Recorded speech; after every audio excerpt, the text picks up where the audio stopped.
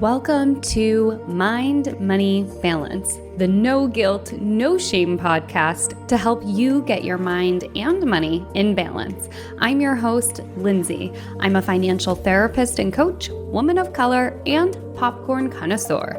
I am so glad you're here. Let's go.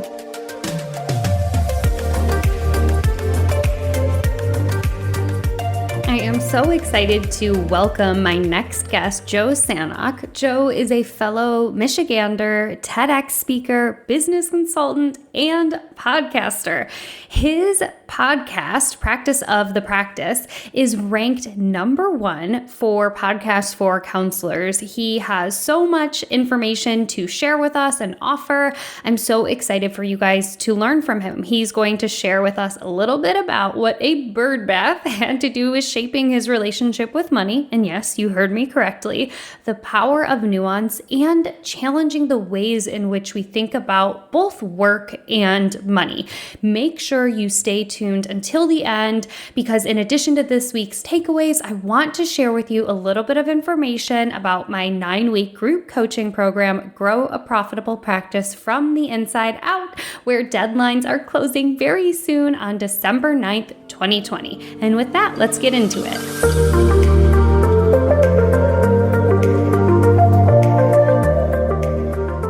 All right, Joe Sanok, welcome to the Mind, Money, Balance podcast. Oh, I'm so excited to be here. I am so thrilled to have you. So before we even dive in, tell people where you are right now. So today I am in Fort Collins. There's another podcaster, Dr. Jeremy Sharp, who has the Testing Psychologist podcast. So he and I are friends, and he's letting me use this office because my family, we are indefinitely living on the road out of a camper. So I'm from Michigan. We're in Colorado. We're headed to New Mexico and Arizona after this. And then I have no idea where we are headed after that. That is so exciting. And it's one of those things that pre-COVID used to be a pipe dream for a lot of people, like living off in an RV and off the road and doing homeschool. And now everyone's like, oh, get me out. You know, everyone is trying to get themselves into an RV. So it's so great that you guys are doing it. It's so funny because we were planning this before COVID hit. And so now we're like these national parks that we thought we'd have all to ourselves. We're competing with all these other road schoolers. Right. Oh my gosh. So funny. So for people who don't know you, which would be a shock, but you know, it happens. Tell us a little bit about who you are, both professionally and also personally. Yeah. So I would say all of my work revolves around living a lifestyle that you want to live while also serving people in a way that feels genuine to you. So for me, that started with owning a counseling private practice for a number of years. We had 11 clinicians that worked there and a great support team. I sold that in 2019. Also, I've had a podcast since 2012 called Practice of the Practice, where we explore money, business, marketing, and whatever kind of other curious things around private practice I want to explore. I help people launch podcasts now. So we have Podcast Launch School, and I just finished up writing a book for HarperCollins that the working title is Thursday is the New Friday, with the idea of a 3-day weekend all the time, working less to make more and have more creativity.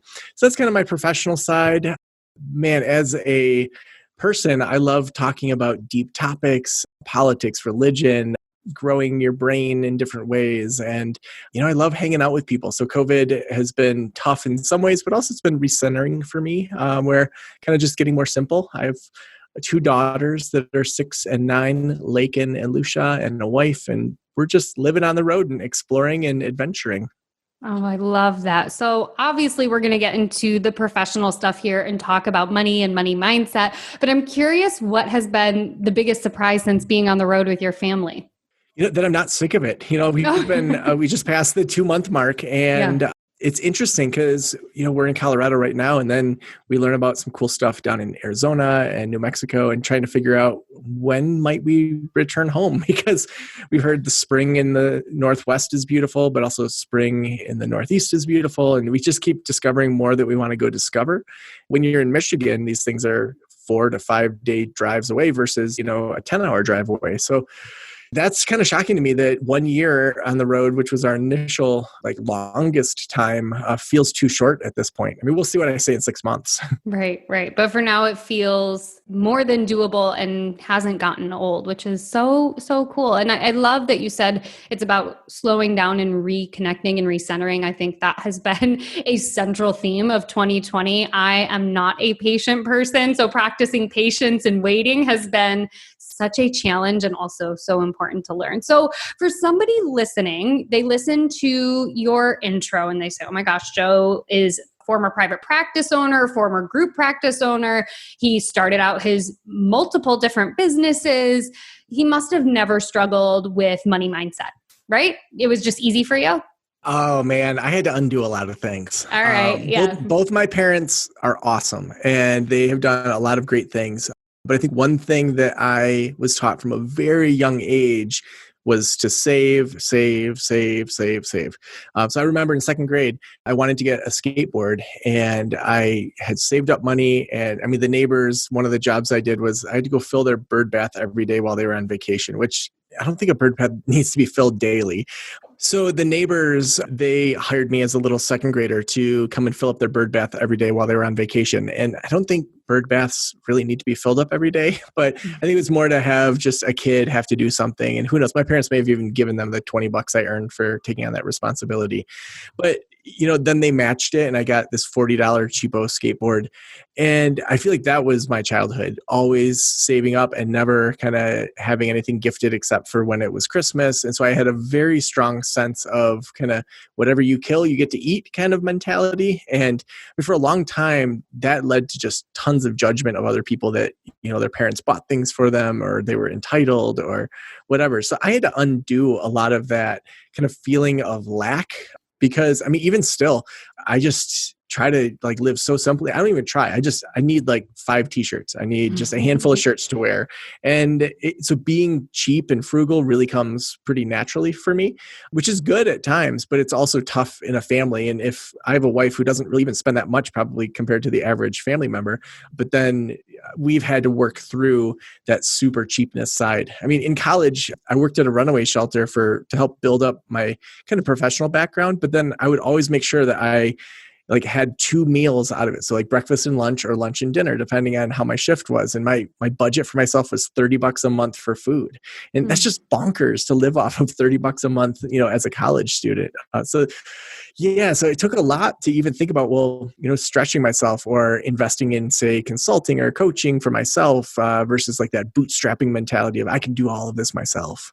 Yeah. So what was the tipping point when you went, okay, it's actually worth it for me to spend some money on getting some help? Because here's the thing with the story that you share is that a lot of people probably go, well, at least you weren't a spender, at least you weren't in crazy debt. But what we know is that being so tightly connected to our money can be detrimental in other ways. So when did you learn okay, enough's enough. I have to actually be okay exchanging my money for something else? What was that tipping point? Yeah, I think I put so much effort into my first Slowdown School. So Slowdown School is a conference we host in the summer where for 2 days we hang out on the beach, we go hiking, we do all these things for ourselves where we bring in a yoga teacher and massage therapist and genuinely do no business work for 2.5 days. And then we run full tilt towards our businesses. So I had this idea that I thought was just such a great idea. I did this giant podcast series where I had people like Lewis Howes and Jay Papasan who helped co-write The One Thing and just people that were rock stars. And I thought, oh my gosh, when I open the doors to Slowdown School, the gates will be flooded. And it's ironic, I'm here in Jeremy Sharp's office. He was the only person that bought a ticket to Slowdown School. And so he became the poster boy for Slowdown School on all the lead pages. And he was like, why is my quote everywhere? And I didn't tell him until actually probably a month ago when we hung out here in Fort Collins. I said, you were the only person that bought a ticket. And he's like, what? So I believed in Slowdown School so much. And I had been following this lady, Jamie Masters, who she has the Eventual Millionaire podcast. And I hired her as a coach to help me figure out what's going on. And it was such a stretch for me because I bet that coaching over just a couple months was $10,000. And I thought, oh my gosh, this thing better work because if I don't sell at least 4 tickets, this is totally not even worth it to do this. And it's interesting how when you have a coach outside of yourself, they can just see the obvious. Because she said to me, okay, of all the tickets you sold, all one of them, like, was it an email that he bought? Was it through the podcast? How was it? And I said, no, it was the relationship. It was getting on a phone call. And she's just said to me, why don't you email your list and ask anyone if they want to jump on a phone call with you? And it hadn't even occurred to me. I sent it one email out that said, here's a link to schedule with me. If you are thinking about slowdown school, I would love to just jump on a phone call and hear what your thoughts are and talk to you more about it. And I think I had 15 or 20 people that I jumped on phone calls with and sold 12 or 13 tickets within a couple of weeks. So, I mean, within those couple of weeks, I mean, each of those tickets was $3,000. So, I mean, to sell 10 of those, that's 30 grand that I made off of that 10 grand investment. And so, to me, it was really pushing back on that idea of I can do everything myself and I need to do everything myself and I need to learn it myself. And that really she probably ended up making me $150,000 in that first year off that 10 grand investment. And so when I saw that ROI on coaching, even though I was coaching other people and encouraging them to do it, I became so much more of a believer in it. And I realized, I think the big shift for me was, my parents did the best they could with what they were given by society, by expectations. And they were told, if you work hard, you get a pension. And in that generation, you could stay at one job for 40 years, get a great pension, then retire. But that's not the world that we live in anymore. And so as I thought through that I can't follow that same advice anymore because it's a different world. And so then I had to find new mentors that could teach me how to think differently in this new financial world.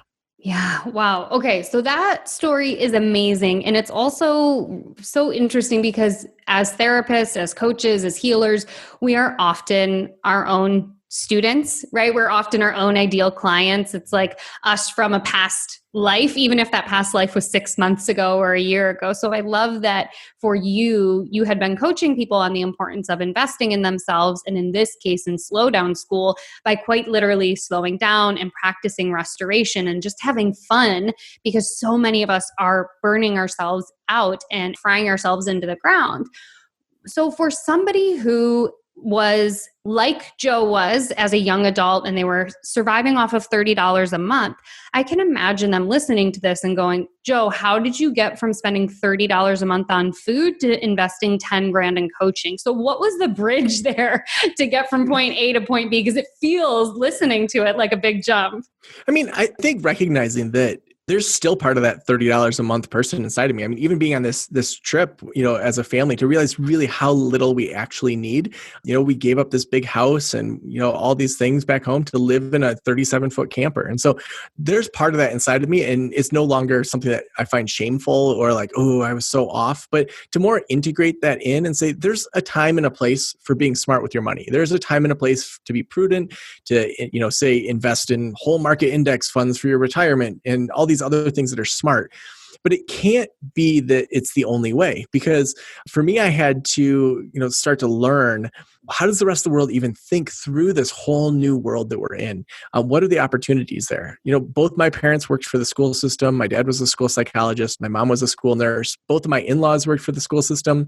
So that message of work hard, someone will hire you, that was a big part of who I was.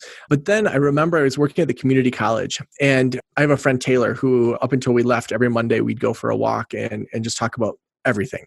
And he said to me, Joe, like, every year we work at this college, we make less money, because the raises they were giving were between 1 and 1.5% a year. And inflation is almost always, hovering around 2%. And then our health insurance costs were going up. So I realized that every year I worked there, unless I became a supervisor and worked 50 hours a week, I was going to make less money. And he said to me, as I was kind of fearing going off on my own, he's like, people way dumber than you have been successful in business. And I think that really clicked over, where it was like, yeah, I could be responsible for the majority of my financial well-being instead of relying on this community college to give me a raise. Like, do I think I could make more than 2% per year more than the year before? Like, heck yeah, I could definitely make more. And so, as I switched over into being full-time outside of that community college, it was a lot easier because there was a direct ROI on how hard I worked, how well I sold, how many new services I offered that aligned with where my potential clients were, where my pocketbook actually got lined by me listening to my audience, by me serving my audience, by me doing a good job. Whereas, my typical job, I just showed up, did a good job, and, maybe you got a little raise at the end of the year. Oh my gosh, I have so many thoughts on everything you just shared. And I took copious notes because I'm like, wait, I want to ask Joe about that and about that and about that. But what I heard is that it doesn't have to be an either or when it comes to working with essentially our temperament or our constitution or our money story. You can have those frugal tendencies and learn how to spend in alignment with your values. So for right now, just to give an example of where you are, you might be spending more on food because it's few and far in between when you guys are out there in the RV, but then you're spending less on so many other things. And so it ends up working itself out. You might have to spend more on a national park pass because you missed like the summer deadline when the summer pass was cheap, and it all works out. So I love that you are saying, look, you don't just flip a switch and then that old part of you no longer exists. It exists within you, but you get to kind of dictate if and when that part of yourself comes out. I just want to make a quick comment on that. I think you have to have some guardrails. So it's like if we were making significantly less than I was making per month, and every month it's like we're getting farther and farther behind, digging into our savings, of course, that's a time when you need to rein things in your spending or increase the amount that you're bringing in. But once you have those basic guardrails, I think so many of us kind of fall in one side or the other where you then spend, and then you're like, oh, we should rein it in. Or you rein it in so much, you're like, maybe we should give ourselves permission to spend. That if we have kind of some of those guardrails to know, okay, I need to take home about this much money from my business. It's going to keep things afloat. And then you just even keep a basic look at your savings and checking accounts to know, is it going up or is it going down each month? I mean, that allows me to step back from worrying about the day-to-day spending as much. Mm-hmm. Do you have a specific tool that you'd like to use to keep track of what's coming in and what's going out? I have a bookkeeper through Practice of Practice with Grow the Books. Greg Higdon is a great bookkeeper. But I think having a bookkeeper, if you don't want to be looking at all that stuff, which I don't, that's a bad use of my time. And it's a bad use of, I'd much rather do one consulting session and then pay somebody a whole bunch of money to look at my books and tell me where I'm on track and off than for me to kind of comb through it. Yeah. Yeah. So for you, it's about time and money, and there's that balance. Somebody was on recently and they were talking about when is it time to invest in an accountant. I was interviewing an accountant and they said, look, when you have more time than money, you should do it yourself. Once you have more money than time, then it's okay to start outsourcing things. And what you said right there was, it's not a good use of my time. Some people love the bookkeeping stuff. It lights them up, it excites them, and they can fire through it really quickly. And for other people, it is a tedious task. And what I know, Joe, from listening to different podcasts and seeing you speak, is that even though you're not in the weeds every day, you still know what's going on. So how often would you say you're kind of checking in on your money? Yeah. So, I would say once or twice a week, I'm looking at our PayPal account. We have a lot of subscriptions. So Next Level Practice is one of our membership communities. People pay $100 a month to get all these kind of great tips and tools on private practice. And so I'm looking at that, right now, as we're recording this, we're having a big launch. And so I think 3 or 4 times a year, we open the doors to that. If we've never had it happen, but say 5 people went in instead of 30 or 40 new people like we often have join Next Level Practice, that would be a concern for me. That would say, okay, my business and the people that I've hired, like I pay those people out of Next Level Practice, out of consulting, out of all these things that are coming in. So if I don't see a good launch, I'm going to kind of double down. We may do some pivots in the middle of it. And knowing, okay, in mid-month, from the 10th to the 15th, that's when most of our subscriptions come in. So if I don't see a certain number hit, I'm going to say, wait, what's happening here? And then really, it's not combing through it every single week. It's just kind of looking at that big picture number. And then at the end of the month, after I pay out kind of all of our contractors, all of our staff, and then kind of putting money into our profit account, we do some of the profit first principles, then paying myself out of that. I want to be able to pay a certain amount to the Sanok family for the time that I put in to practice the practice. And so that's kind of I'd say weekly rhythm, the monthly rhythm. And then quarterly, I sit down with Greg, my bookkeeper, and he looks at kind of everything and says, okay, here's where we're at.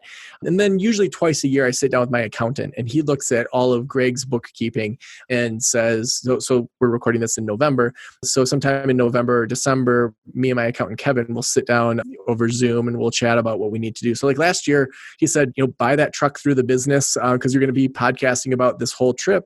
Do that before year end because that's going to help with some of your taxes. So I don't figure that stuff out. Like it's a bad use of my time again to figure any of that out on my own. I'd rather have someone like Greg say, whoa, like Next Level Practice numbers really dipped or they're through the roof. Like, do you want to reinvest? Do you want to go into Facebook ads? How do you want to spend that money versus me having to figure out any of that?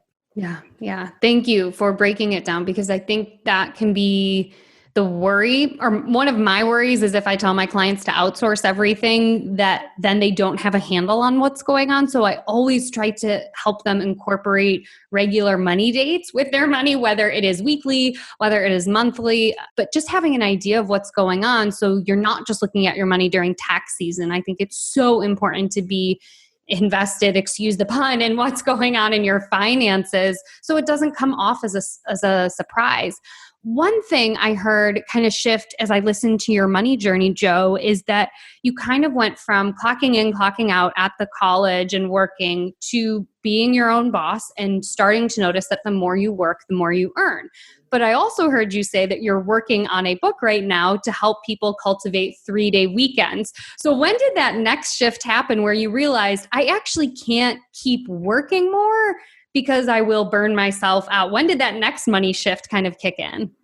I mean, I've always been a 3-day weekend person in that I wanted it. I remember in college, it was mind blowing to me as a high schooler making my first freshman year schedule that I could just schedule classes 4 days a week. So I did that, except there was one semester that I had to have a Friday class because it was only offered Monday, Wednesday, Friday. And so that 3-day weekend was how I lived almost all of college.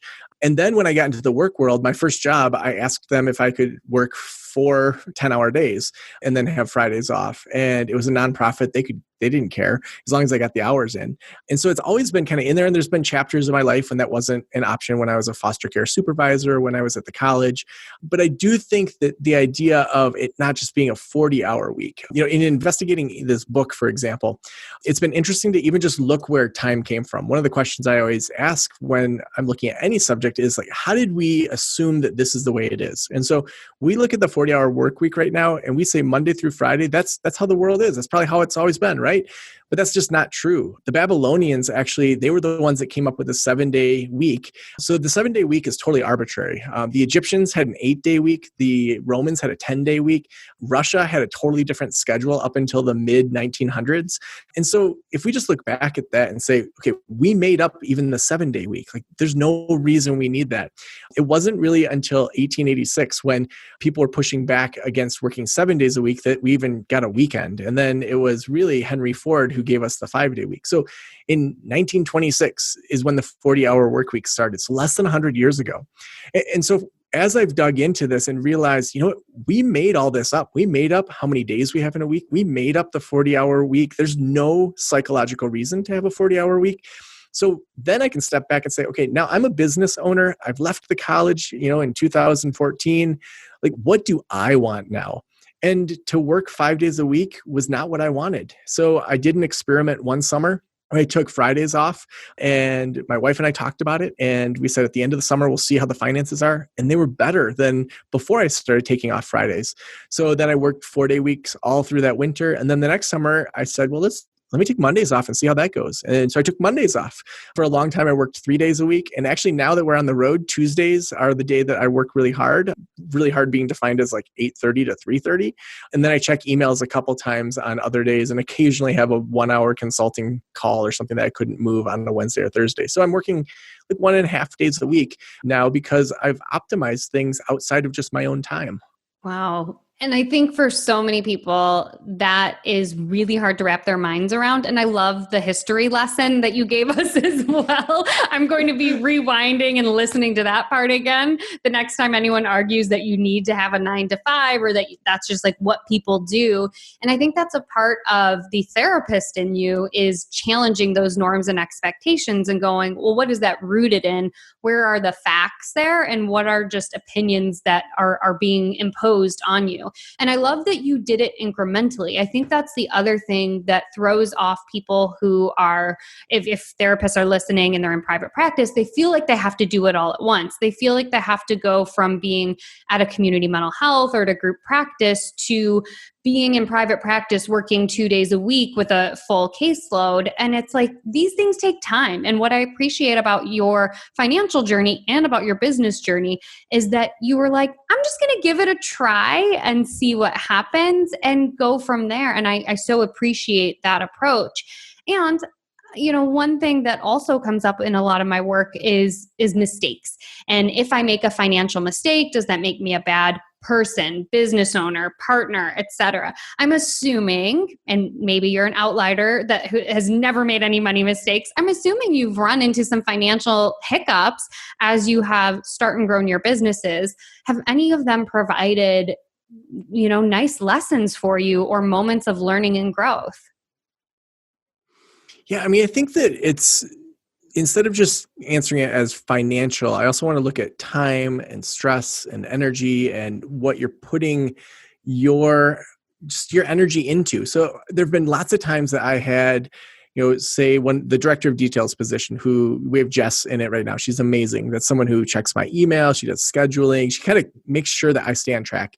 I know that I'm going to drop the ball on lots of areas, and I need somebody that can say, hey, Joe, you told so-and-so that you're going to follow up with them next Wednesday. I put it in your calendar for you to do that. So they really kind of catch all those details. And, for years, I had someone that was in that position that just wasn't a good fit. And I had heard hire slow, fire fast. And I thought, I'm going to give this person more time and to turn it around. And they didn't. And our business suffered because of it. We looked bad to a bunch of people because of it. That person's reaction was tough. So I would say that I think lots of times we've launched things, and it hasn't gone how I expected. But we really have shifted from kind of a pass-fail mentality, which is what I think higher education teaches us. You write a paper, you take it to the writing center, you have a friend read it, and you turn in that final product, and then you get a grade. That's just not how business works at all. Business is about adjustments and changing and slowly getting it right over time. And so whenever we start something new, we start with sending an email to our list saying, hey, we're thinking about doing this thing. Will you just respond or opt into this email list for early bird access to let us know that you're interested in it? And then we'll do a pre-sale. And, if at any step along opting in or pre-sale or a larger sale doesn't work, okay, we missed the mark. That doesn't mean we failed. It means our audience isn't ready for it. It means that we didn't have good copy. It means that we oversold it or we undersold it. Like, who knows what it was, but it didn't sell. So what? Like, we don't have to beat ourselves up over that. We can just say, okay, that product right now at that price and the way that we talked about it doesn't work. Okay, so let's figure out what does work. Maybe people want something that's way cheaper and more self-paced. Maybe they want something that's more expensive and more done for you and that it's higher touch. So it's just, if you switch to thinking about things as information and data that's going to help you make better decisions, it takes all of that pass-fail mentality just out of the equation. So the theme I'm hearing is nuance and the ability to live in that in-between space. Again, leaning on those therapeutic tendencies of not getting into black and right or wrong, good or bad, being able to say there's space for more than one thing, and time will help to shape not just your business, but also your relationship to time and energy and money and all of that, which is such an important message to hear. So one thing before we hit record, I said, Joe, a lot of my therapist clients who join my 9-week program, Grow a Profitable Practice from the Inside Out, they come in thinking that they need more strategies. And what I really say is, yes, we'll get to the strategies, but first we have to work on money mindset. You are really great at kind of straddling both of those worlds. What advice would you give to somebody who's coming into either Slowdown School or one of your other groups who's like, all right, Joe, I'm ready to go. Just give me the strategy. And they need a little bit of mindset work. How would you kind of get them there? I mean, first and foremost, I would take what we do at Slowdown School and have them do that. Whether it's a conference or approaching strategy, if we come stressed and amped up, that is not when we do our best work. Usually our best ideas come when we're taking a shower, when we're on a long drive without any music playing, the second that I start meditating, I always have a million ideas. It's those times when we actually slow down that really the cream does rise to the top. And at Slowdown School, over and over, I've seen people come in with one thing that they thought they wanted to do. And 2 days later, they say, you know what, that's number 15. This is the one thing that's going to really help me in a different direction. So before I ever talk strategy, we've got to talk about kind of what do you want with your life? What do you want it to look like? Because if you say, I want to make $200,000 a year, forget $100,000, I want to make twice that. Okay, but why? Well, I want more freedom. Oh, really? You want more freedom? Well, why do you want more freedom? Well, because I feel like putting my kids to bed is a pain in the butt and I want to be a better dad with my kids. And if I have more freedom, I feel like I'll be less stressed. Oh, so you want less stress around your kids. well, then that's going to shift the strategy I give someone significantly from how to just make money. And so I think drilling into that why, drilling into the barriers and what's kind of behind that, to me, is the most important part, because you can put more on your plate. But if you put more on your plate and you're more stressed out and you're making more money, is that what you want? Some people do want that. Some people want to work 60 hours a week. They want to make a ton of money and they want to be able to flaunt it, but they don't want any time with, their family or their friends. Okay, those aren't my audience because I don't want to do any of those things. So finding what is that strategy going to lead to, like that can be so helpful to say, and then what? And then what? So, okay, your website's optimized. And then what? Okay, we get more clients. And then what? And then I get to see my favorite clients. Okay. And then what? And then I feel better about myself and I can see fewer clients. Oh, okay. So you want to see fewer clients and have them be the right clients.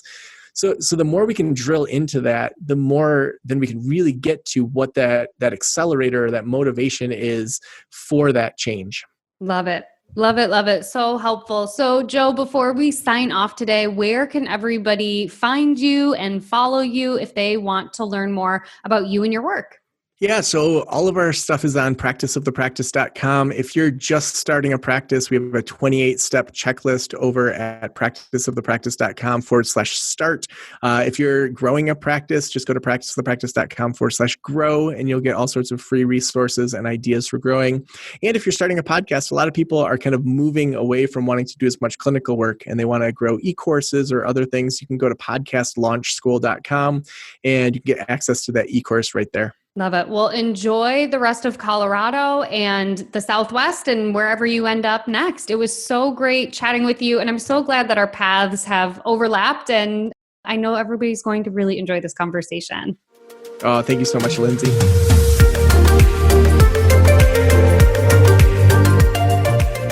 You that interview was going to be amazing, right? So as promised, I wanted to share with you some more information about my 9-week group coaching program for private practice therapists. It is called Grow a Profitable Practice from the Inside Out. So what makes group coaching different than a course? Group coaching to me is more interactive and it's more collaborative. Whereas with a course, it's very top-down and one-sided, where somebody, the teacher or expert, is giving you information and you as the consumer or student are soaking it up. The group coaching aspect means that you're not just going to get information from me. I mean, of course, I'm going to share with you all the tips and tricks and strategies around cultivating a healthy relationship with money so you can grow a profitable practice. But there are other people available in the community so that you can bounce ideas off of one another and so you can get support from your peers. Now, I am not anti-course. I have a course called Clarify for Couples that helps couples get on the same page with their money. But the reason that this is different than a course, and the reason I didn't want to do this as a course, which is very hands-off, is that money stuff is incredibly nuanced. And when it comes to money with private practice therapists or for people who are in the helping healing professions, there's so much nuance there that we just need to be able to hold space in a much different way than in a strategy only type course or in something where it's just a lesson and you consume.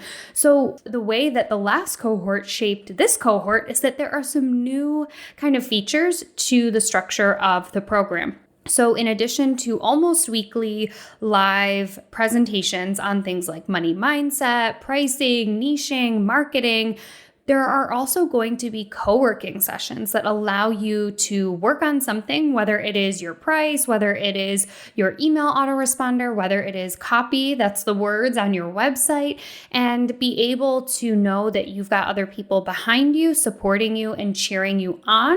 So that will help to cultivate a greater sense of community. Additionally, there's going to be more feedback throughout the course, so that way I can ebb and flow as we go to make sure that the program works for you and for the specific group of participants who are in this cohort. Each cohort is going to be a little different. They're going to need different approaches, and I want to make sure that it works for you. The other exciting thing about this round is that you will get access once you graduate, because I don't have another good term for it, to past Grow a Profitable Practice from the Inside Out alums in a community that is not Facebook, where you can continue to stay in touch with one another as you continue to implement the strategies and tools that we talk about in the group coaching program. So all of that is super, super exciting. And of course, just like last time, you will get access to trainings on money mindset, money archetypes, your money stories. Monica Kovac of Hold Space Creative gives each participant a beautiful pre-designed website that is built on Squarespace that is not just beautiful, but it is hard working. So it will help to kind of act as your 24/7 storefront for your private practice, so you don't have to be constantly on, right? Just like Joe was talking about today, it's important to make sure that you've got downtime and you've got time off. It's not just about money, it's about time and energy as well. And having a beautiful and hardworking website helps you to do that. Additionally, we have Josie Rosario, who has been a guest on this podcast. She's going to talk to us about marketing, and Tess Wicks, who you may know from the Wander Wealthy podcast. There is a pre-recorded conversation with her about how to do marketing in a non-icky way. So again, the deadline to apply, if you have not yet heard about this program, is in a couple of days on December 9th, 2020. We get started on December 14th. Please apply. I would love, love, love to see you there. And if you have any questions, information about how to get in contact with me is there at mindmoneybalance.com/profitable practice. All right. So the takeaways: Joe shared the importance of the power of nuance. It does not have to be either or, right? You can have frugal tendencies and you can spend in alignment with your values. Joe talked about this idea of having guardrails when it comes to your money, so you're not overspending or swinging so far in the opposite direction of your normal or natural temperament. Takeaway number 2 is the importance of challenging our beliefs about work and money. Joe gave so many great examples. I loved his little history lesson on where the 40-hour work week came from and how it is really arbitrary. He also talked about how money and work might be kind of set up in our mind's eye based on the way in which we are taught, right? There is this pass-fail mentality. There's this idea that you have to be good with money right away or you're bad with money, right? So challenging our beliefs about work and money is the second takeaway from this amazing conversation with Joe. Finally, the importance of taking it slow. I mean, of course, the person who founded Slow Down School is going to be a proponent of doing things slowly, but the importance of getting it right over time, being comfortable making mistakes and learning and growing from those mistakes when it comes to our money is paramount. I am so thankful that you tuned in today. Again, I'm just so honored that you are willing to spend the time to, have my voice in your earbuds as we kind of navigate this new world. Again, if you're a private practice owner and you're considering joining, please do. I've got that 9-week group coaching program at mindmoneybalance.com/profitable practice. I'll see ya, or you'll hear me rather, in a few days. Take good care. If you love this episode, take a screenshot and tag me on Instagram at mindmoneybalance with your favorite takeaway. I love seeing what resonates with my listeners and sharing it in my stories. Thanks so much for tuning in. I'll see you next week, right here.